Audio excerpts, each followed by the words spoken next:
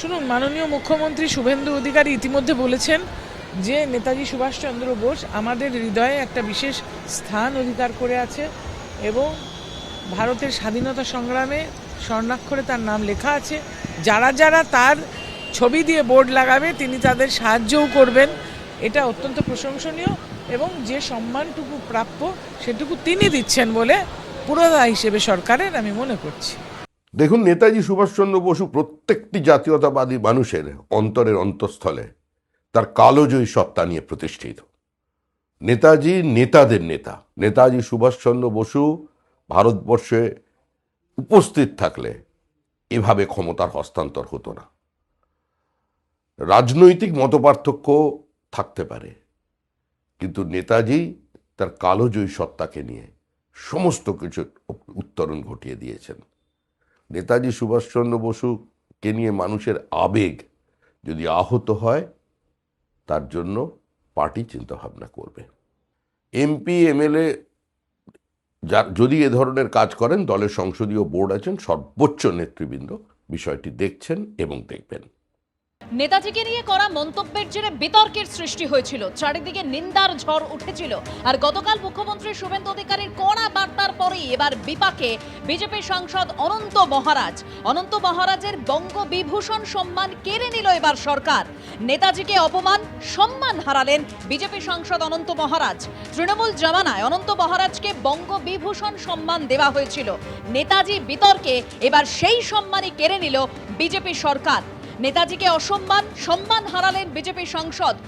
21শে ফেব্রুয়ারি অনন্ত মহারাজকে বঙ্গবিভূষণ সম্মান দিয়েছিল তৃণমূল সরকার। আর গতকাল মুখ্যমন্ত্রী শুভেন্দু অধিকারীর কড়া বার্তার পরেই বিপাকে এবার অনন্ত মহারাজ, তার বঙ্গবিভূষণ সম্মান কেড়ে নিল সরকার।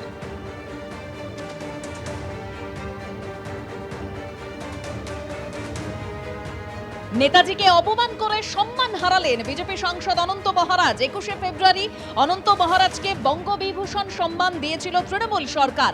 নেতাজিকে অপমানের পরে সেই সম্মানই কেড়ে নিল বিজেপির সরকার।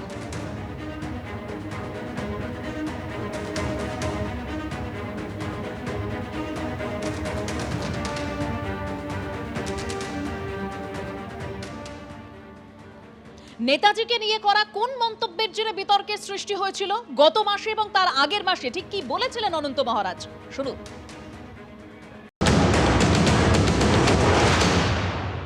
Netaji is a war criminal, যায় দেশের বিরুদ্ধে যুদ্ধ করে, বন্দুক তোলে না, দেশদ্রোহী হাঙ্গানো হয়। ওই নেতাজি দেশের বিরুদ্ধে যুদ্ধ, বন্দুক ধরছে না, নাই ধরে দেশদ্রোহী হাঙ্গানো হয়, দেশদ্রোহী হাঙ্গানো হয়। আর দেশ স্বাধীন করলো আমরা, হ্যাঁ? আর কারো বলে সিআই সিএ বলে নেতাজি। নেতাজি তোমার কোটে কোটে ঢুকে আছে, ডিএনএ টেস্ট করা হবে। তোমারটা লুকিয়ে আছে, তো লুকিয়ে আছে। Netaji is a war criminal. আমার মহারাজা চার্টার অফ অ্যাক্ট যুদ্ধ করার পরে, নানের সাথে যুদ্ধ করার পরে হিটলার এবং আজাদিন ফৌজকে ডিস্ট্রয় করেছে। হ্যাঁ, এই আজাদিন ফৌজ নেতাদের বাপের তাগত আছে নাকি অর্গানাইজ করে ফৌজ বানায়? সব ভারত ব্রিটিশের সৈন্যটা, ব্রিটিশের সৈন্য, ব্রিটিশের সৈন্যকে জার্মান নিয়ে গেছে বন্দি বানায়, আর সেই জার্মানে নেতাজিকে দিছে, আর নেতাজি সেটাকে অপব্যবহার করেছে। আজকে যদি আমি গভর্নমেন্টের বিরুদ্ধে একটা পিস্তল দেখাই, আমাকে এনকাউন্টার করবে কেনা বলেন?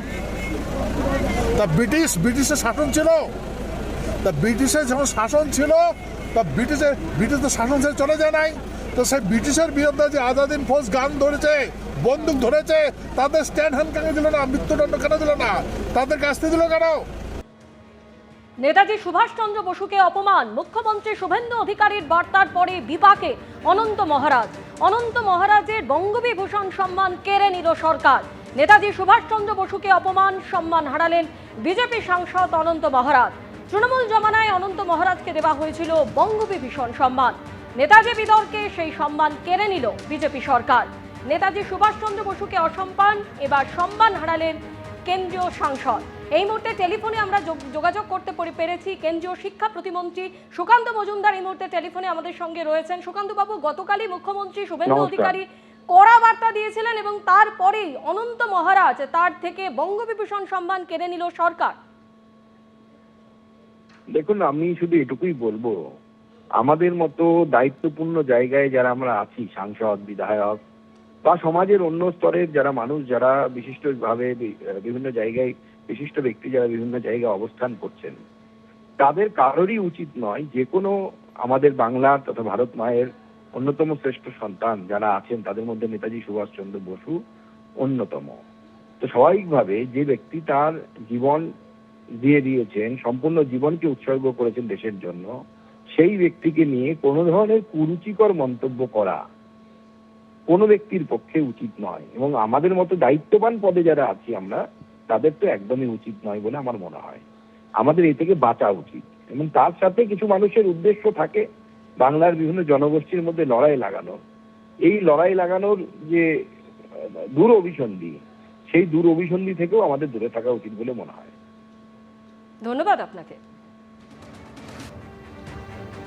গতকাল নেতাজি সুভাষচন্দ্র বসুকে নিয়ে অনন্ত মহারাজ যে কুরুচিকর মন্তব্য এবং পোস্ট করেছিলেন, তারই পরিপ্রেক্ষিতে মুখ্যমন্ত্রী শুভেন্দু অধিকারী যে কড়া পদক্ষেপের কথা ঘোষণা করেছিলেন, ঠিক কি বলেছিলেন তিনি, শুনুন।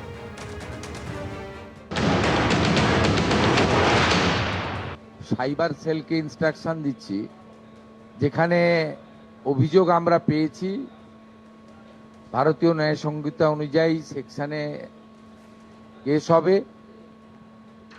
ফেসবুককে এবং সোশ্যাল মিডিয়ার যে প্ল্যাটফর্ম আছে, তার যে সিস্টেম আছে, সেটাকে আমরা রাজ্য সরকারের পক্ষ থেকে সোশ্যাল মিডিয়া প্ল্যাটফর্মেও তাদের বিরুদ্ধে ব্যবস্থা নেওয়ার জন্য লেখার ব্যবস্থা করছি এবং নির্দিষ্ট ধারাতে গ্রেপ্তারিও শুরু করার জন্য পুলিশকে নির্দেশ দেওয়া হচ্ছে। আপনারা অবিলম্বে ক্ষমা চেয়ে পোস্ট করুন, নিজেদের পোস্ট ডিলিট করুন।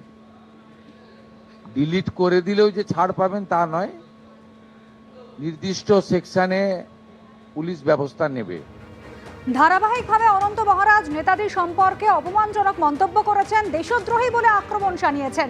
মুখ্যমন্ত্রী কড়া বার্তা দিয়েছেন, কিন্তু তারপরেও এখনো অবস্থানে অনড় রয়েছেন বিজেপি সাংসদ অনন্ত মহারাজ।